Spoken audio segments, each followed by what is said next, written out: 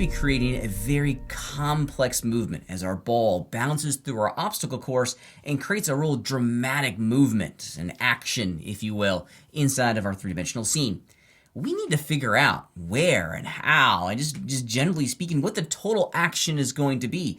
I haven't planned anything yet. I need to go in and physically determine where it's going to bounce around. I have some really cool ideas, but I haven't keyframed anything, and I really don't know what to keyframe without a plan. So having some sort of tool and method for us to interactively go in and draw inside of our three-dimensional scene what that plan is going to be is a good plan or a good place to go. And we have a couple different ways that we can go in and draw our motion paths without having to animate anything. The first one is the annotation tools. And you can find the annotation tools right here inside of your toolbar. Now, as a reminder, if you don't see your little toolbar in your 3D viewport, hit the T key. T as in tango, and that will pop the toolbar in and out, just like that, which is pretty neat. So with the annotation tool selected, we're going to be able to draw in the viewport. What we draw is never going to render. So I can draw a line here. It's never going to render. If I hit the F12 key to render out an image here, you can see that in that final frame, that little drawing is not going to exist. The annotation tools are really designed for artists within a large production team to pass notes to one another on areas of their project file that need to be improved or when a change is made. It really is designed for us to go in and say, hey, look at this object right here and fix it. Of course, I'm doing all of this with a mouse, which isn't very good, but you can kind of see the idea. It's really not designed to do high-level or even small-level drawings. It's a way for us to draw focus to specific objects within inside the scene, very, very quickly. I'm going to hit the 1 key on my keypad just to take me into the front orthographic view, and I want to show you some really neat additions to the annotation toolset. So this is the primary interface of the annotation toolset. We can have multiple layers. So each one of these, it says note, but this is really an annotation layer. So I could go in, hit the plus sign to add a new layer. Maybe we'll give it a new color. Let's make it a nice shade of green. Now on the note 01 layer, check it out. Now it's going to be green. So we have multiple colors sitting inside of our scene pretty fast. In addition, if we were to return to that exact same interface, this is the environment that we can go in and globally delete layers as well. Maybe I don't want the blue ones. Well, hitting the minus sign will allow me to do that pretty fast. If we were to cruise back over into the annotation tool, if we left click and hold on the button, we have some other choices in here. We have annotation line, which will allow us to, as you'd imagine, draw a line. We also have annotate polygon. Now this requires you to single left click a whole series of dots, and it's going to create a polygon for us based off of where we click in the scene, which is pretty neat. And then last but not least, if I get out of here, there we go, we have annotate eraser, which is a way for us to very quickly go in and just erase the annotations inside of our scene, which is pretty neat. Now when it comes to these curves, with the eraser, you really have to kind of erase all of it like that. The lines and the polygons will erase the segments that you click on with the tool itself. So the annotation tools has its function. What I don't like about the annotation tools, and it's really an illustration of its limit, is that we can't edit the strokes after we create it. The annotation tools are just kind of generic little notes that you can jot on the screen itself.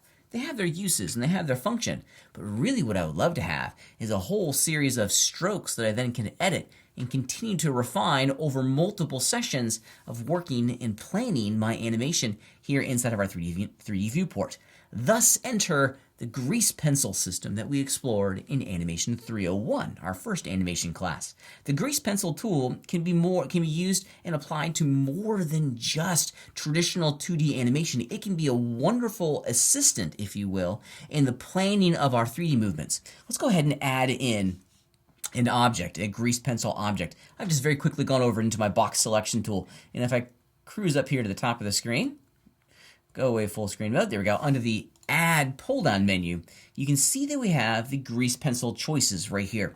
Now we have 3 that we can choose. We can either add a blank, a grease pencil object that includes an existing stroke, which we're going to do, and then of course we have the good old default Blender monkey as a grease pencil object as well. We'll talk more about the function of this 3D object using a grease pencil tool much later in the course. This is pretty neat stuff. But for today, what we're going to look at is the stroke option. If we zoom out, it's automatically going to add the grease pencil object into the scene. Now, I made a mistake just now. I had the set collection selected when I added the object, so my grease pencil object is way down in here. It's at the bottom. I don't want that. I want to have my grease pencil be at the root level of my collection. So I'm just going to hit the undo key and get rid of that.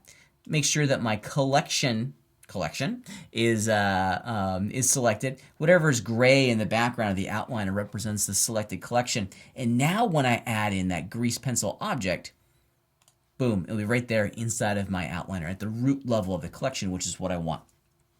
Now, when we first create a grease pencil object inside of our three-dimensional viewport, this is what we get. And don't worry, we're going to go in and adjust this here in a minute. This is just the default symbol of the grease pencil object. If you look over here, of course, we have the grease pencil object, and here's the stroke component, and then, of course, we have two animation layers within inside of that stroke component. More on that here in a minute. So let's go ahead and get started. Now, I'm going to go back and hit the 1 key. I'm going to grab my grease pencil object, and I think what I'm going to do is that I'm going to change my mode from object mode into edit mode, okay, which will allow me to very quickly grab the curves, grab it around, and I think for this one, I'm just going to get rid of it. So let's do, we're going to delete all of the strokes, and let's get to work. So with that default one removed, we can now go into draw mode and start to very quickly draw a whole series of wonderful strokes that are entirely editable that will define how and where this object is going to be animated inside of our scene itself. So this is where we get to start being a little bit creative. I've got my draw tool active over here in my toolbar, and you're more than welcome to use any tool for that matter. And maybe I want to go in, and I'm just playing around here. I want my ball to go this way, and that's a little hard to see. Right now, we've created our grease pencil strokes using the material property. So let's go ahead and change the black material. Maybe instead of using the black material for our grease pencil strokes, we use green. There we go. Let's return to edit mode for a moment. Select that curve, and let's just reassign the material to it. So I have the green material selected over in my material properties. Here's the material properties, our materials library, if you will. Since I have the stroke selected and the material selected, I can now assign it to that material. Now it's always going to be green. Okay, let's return to draw mode. I got the green material selected here, so now any new strokes will automatically adopt that stroke. Okay, so what am I going to do here? Well, maybe I want to have my ball go straight, and then I want to, I don't know. Let's see, I think I want it to land, bump down over here, end up at this pad, and then maybe it's going to shoot up this way. It's going to bounce off of this top one, and eventually make its way down here and go this way. Now, once it's over here, I have a little bit of a challenge, because now I need to figure out how it's going to animate. And there's a zillion different creative ideas that I have right now, but I got to pick one, right?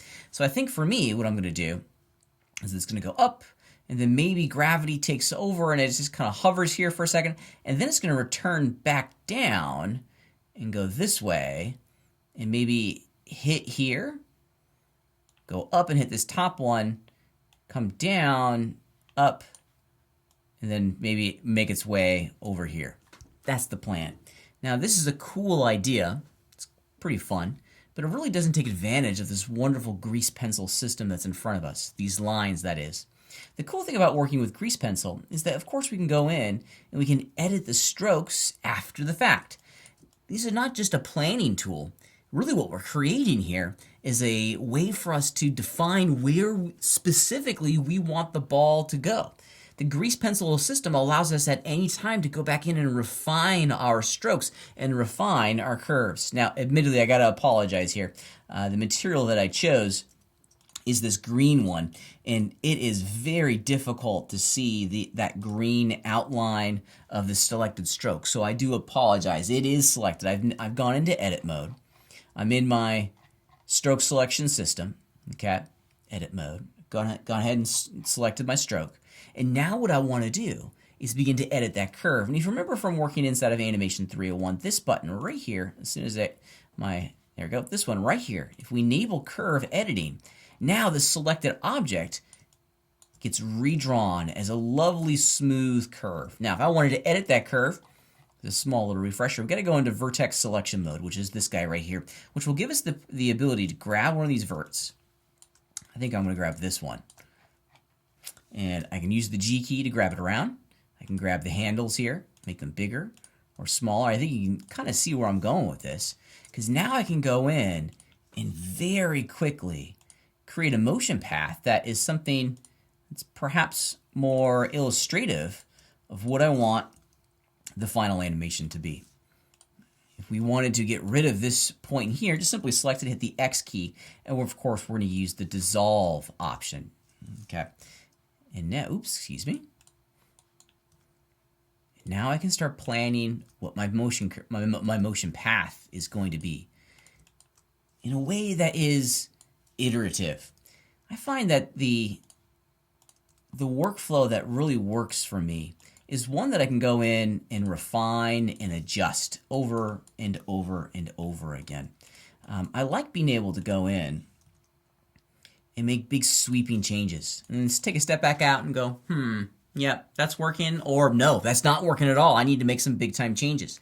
The grease pencil tool provides a wonderful opportunity for us to have those moments. It provides a chance for us to ask questions, refine our motion paths very quickly and in a way that's iterative and that supports the animation system without having to animate and keyframe anything. It makes the early stages of our entire animation system a little bit easier.